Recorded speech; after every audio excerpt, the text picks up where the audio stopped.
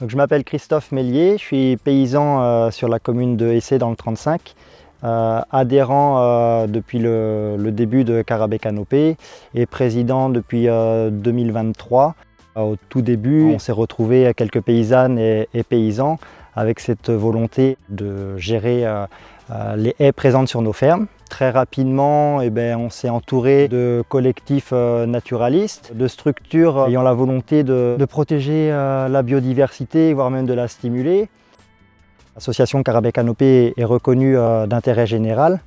La haie, en fait, elle apporte vraiment beaucoup de choses, d'un point de vue biodiversité, d'un point de vue qualité de l'eau. Et du coup, ça implique aussi beaucoup d'acteurs. On peut accompagner un peu les agriculteurs techniquement sur quelques pratiques. Mais au quotidien, après, c'est vraiment le rôle des agriculteurs et c'est là qu'il y a un petit trou dans la raquette.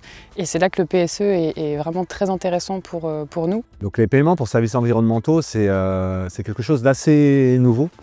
On va rémunérer les services rendus par les paysannes et les paysans et ces services environnementaux-là qui mettent en œuvre une préservation de la biodiversité et du vivant en général. Donc Carabé Canopé va collecter les fonds auprès des entreprises et après contractualiser les paiements pour services environnementaux auprès des éleveuses et des éleveurs. C'est donc un soutien pour les agriculteurs qui font plus pour la biodiversité. Et c'est un bénéfice pour nous, habitants du territoire, parce que ça amène des avantages environnementaux à long terme. En tant que citoyen, on peut s'impliquer. Donc on peut jouer un rôle pour soutenir les agriculteurs qui, eux, font l'essentiel du travail autour de la biodiversité.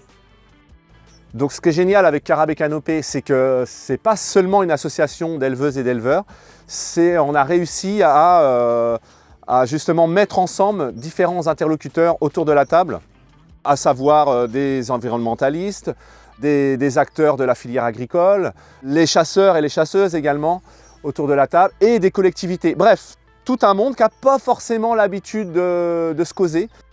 On est tous justement avec nos vies hyper rythmées et nos engagements par ailleurs. Et donc il faut à un moment donné une mayonnaise qui nous réunisse et qui anime ce réseau-là. Et donc là, la trame a joué ce rôle-là.